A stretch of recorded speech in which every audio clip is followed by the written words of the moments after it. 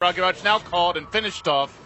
That is not worth it. Gives up his own life just for a disruptor, underestimating Navi's own willingness, but I suppose in good news, does force 3 TPs.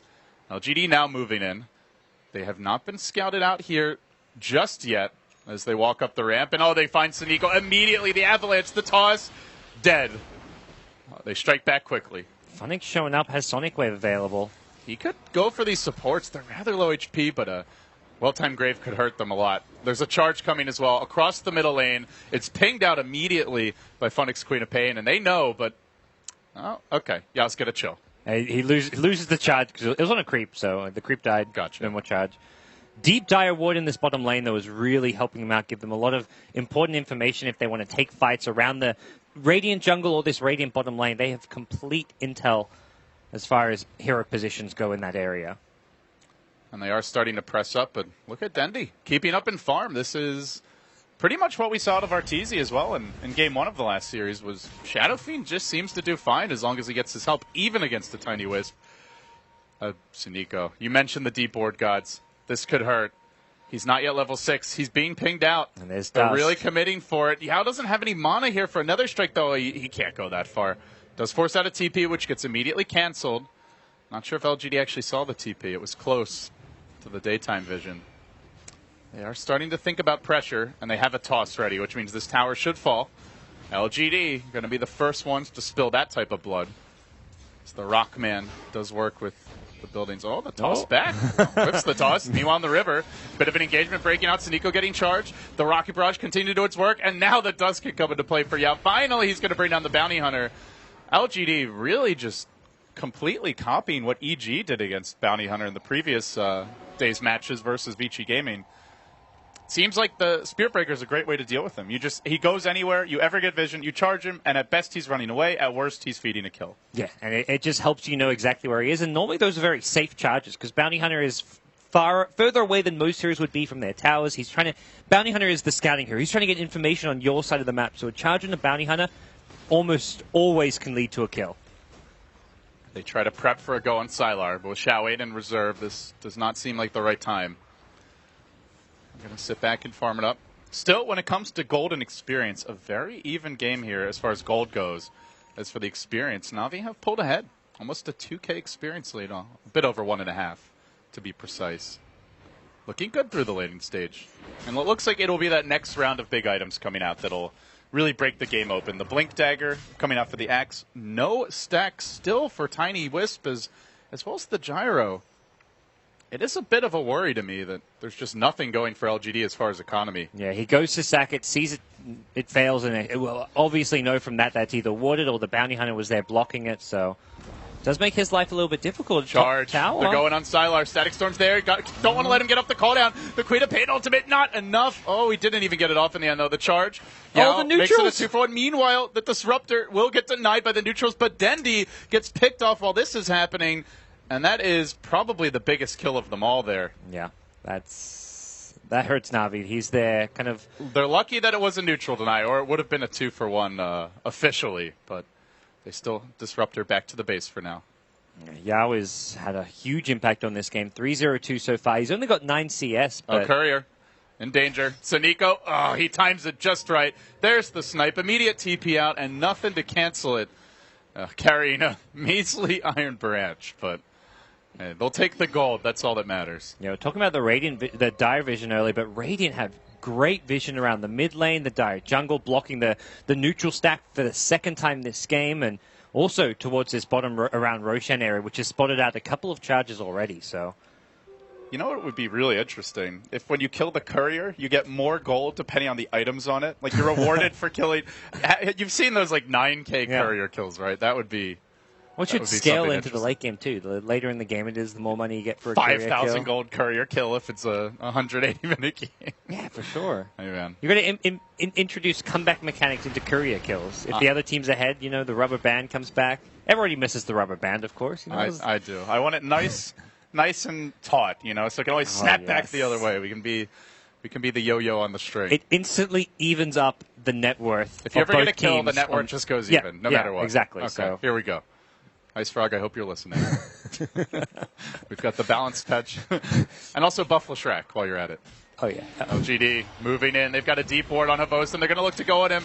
Call down comes through as well. The bashes are strong. He does manage to get off the call, but it's not going to matter. Meanwhile, on the backside, maybe gets trapped out. They do lose their Tiny off the bat. Great static storm by Artstyle, but Sylar hunts. Diving deep, the I.O going to relocate out. Artstyle trying to survive this. Dendy's Requiem helps him out a little bit, but not enough. They can't finish the job, and they even managed to get the gyrocopter away with a glimpse from Artstyle. Both Na'Vi heroes surviving on fractions of HP. Huge plays from Na'Vi, and now Funnick, the blink in, he body blocks Sylar. Nowhere to run, nowhere to hide. Down he goes as well. LGD get punished. Outplayed And so outplayed. hard. That, like, Dendy's Yules arrived just as he needed to save himself from the gyrocopter. LGD just kind of overextending a little bit, and Na'Vi is saying, no, this is what we do. We're going to punish you for doing what we do. They know that just too well, and that really gave Na'Vi a huge boost. Dendy skyrockets on his farm. He's just picked up the Yules, and he's already sitting on 1,000 gold, and he's about to farm a stack at the Ancients. This is bad news for LGD. And still, LGD's neutrals are warded. They've either had vision or a direct ward block for almost 15 minutes straight, gods. And I don't think we've seen anything when it comes to the Ancient stacks. Just a single double stack here, and I mean, frankly, I'm not sure anyone can farm it. It seems LGD is going to play this like they did Game 1 versus Secret. Just fight. They got the early blink on Maybe, and they just walk down mid. They're looking for pressure here, but all the big spells are up. Havost has his own blink ready. Watch for the wraparound. Shao 8 on the move. Under cover of smoke. He's in front, wants to get a ward down. But he's going to get revealed here along with Sylar. Havost, that's a rare sight. Sees heroes and blinks away. Normally, he's the one going in as the charge comes through. Connects on Artstyle. He didn't see it coming. The Yules now comes out. Static Storm dropped directly on top of Artstyle along with the kinetic field. It's a whiff. And that may force Na'Vi to sack this tower as LGD rush in. Saniko falls prey to the rock. Maybe finding the combo play. And, well, no creep wave. Maybe they can't push in despite the kill. And just the Bounty Hunter kill as well. They couldn't go for anything in return. The Tiny tethered up and with overcharge is not going to take much damage from like a Queen of Pain combo there. Although Sonic Wave also on cooldown being the big important thing. So I think that's where LGD are going to look to continue to apply pressure in this mid lane without Sonic Wave. Na'Vi just missing that little bit of firepower which they need to be able to bring down some of these tankier heroes. The Tiny sitting on over 1300 HP, Sylar over 1k HP. You need every little bit of damage you can get. Dendy just sits back now as BKB is in the offlane, and once he gets it, not really much physical damage. With the Blink build, the Gyrocopter mostly magic damage for now. Dendy will be a bulwark in the front lines, but he does have to farm it first. And we still haven't seen the Na'Vi track gold really kick in. That is the worry for LGD. Even if the game is quite close now, one bad fight, and suddenly it gets really bad. And there's a track onto a huge core hero, Sylar, glimpse, dunked, and chop, he's dead. That's a big kill, but maybe goes in anyway. Says, screw it, Dendy, the self-Yules plays again. Queen of Pain comes through, doesn't really do a whole hell of a lot as Dendy drops low. One more auto attack. They need a little more damage. They're not going to get it. Dendy walks away. Yao now stuck in the middle of a boast and his cleaver. A Requiem to keep them back. Shao wait with a quick TP away. Barely escaping with their lives. LGD. Again, just outplayed. Na'Vi getting the jump, Na'Vi getting the picks, Na'Vi escaping on slivers of HP, time and again, and outfarming LGD to boot. These Yule Scepters are just paying dividends. Dendy there with the self-Yules being able to kind of delay LGD's ability to damage him and bring him down. The Yule Scepter on the Queen of Pain as well, just being able to take one hero out of the fight temporarily so you can focus someone else. These have been great item pickups. Now when Funnick and Dendy reach their BKB timings, you mentioned it earlier, the physical damage just isn't there. The Tiny's going to take a long time to get to his Aghanim Scepter and whatever follow-up item he wants to go for. On the Gyrocopter, he's going to be going for a BKB, so he'll have like a Drums BKB build. He doesn't have much physical damage for some time. These BKBs give Na'Vi's cores a lot of survivability. Almost, they're kind of invincible during them. They can be locked down by a Spirit Breaker, but you're not going to be able to kill them. Yeah, when LGD runs this strategy, it marks, I guess in some ways it is kind of their style, right? Even if they pick harder carries, they want to get active around that 10 to 20 minute mark, try to establish some momentum and advantage, then they go back and focus on their farming. But you compare it to, like, say, the way Secret plays a lot of these types of drafts, where they focus on farming for minute one, and it's a very stark difference. The result in this case is they don't have the best plan B for now. If Na'Vi get ahead, LGD have not geared up to just turbo farm in the mid game. They have the heroes for it, but they haven't really itemized to focus on it. Now Dendi sitting back, farming up the top lane, closing in on the BKB. The Yule's first Shadow Fiend was just so much more prevalent in the previous patch, as you can see from the percentages here. But it still is very mana viable. cost. It's still very a lot of viable. mana, yeah. Much more, I guess, a little more situational nowadays. Here we go. Big smoke. Saniko, the one to reveal it. They plant a sentry. They dust as well. But all quickly, the Yule Scepter is coming out. Again, Na'Vi using these to just disengage and frustrate LGD, who commit anyway. There's the call down from Sylar. Comes in for the backstab. They glimpse him out, but it's too late. Too dead off the bat. LGD, they just keep on banging their head against the brick wall. But this time, they're starting to make chunks of it fall away.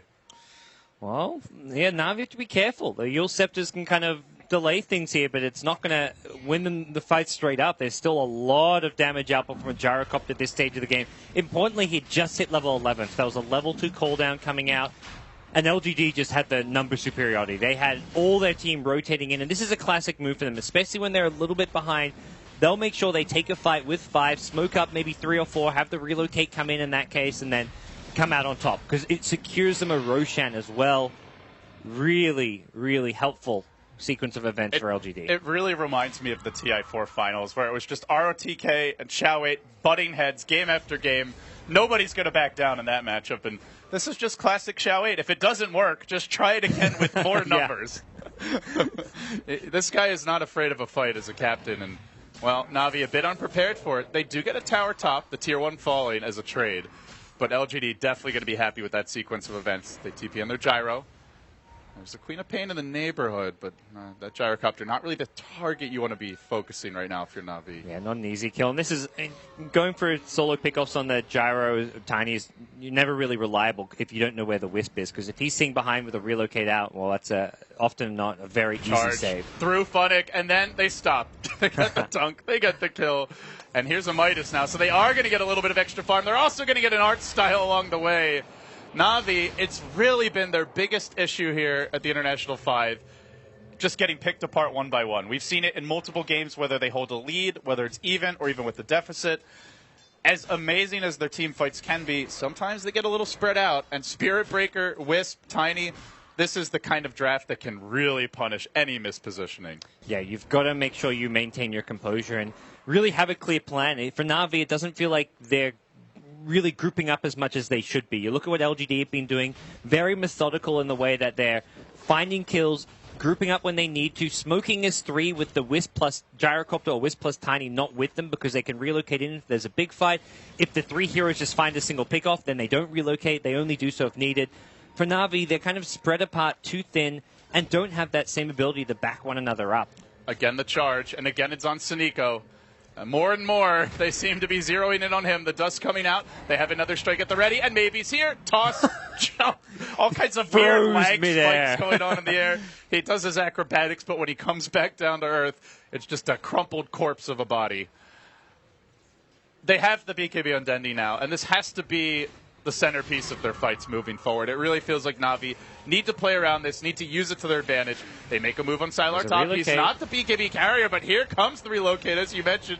Could be there momentarily if they want, and there it is. Oh, got the glimpse! No, he does come back. Sylar left alone. Art Style will end up surviving this, and now they're going to be able to get the Wisp on the way back. Is there anything to tether to? Doesn't really look like it. Get ready for a call. It's going to be 2. Art Style coming up big.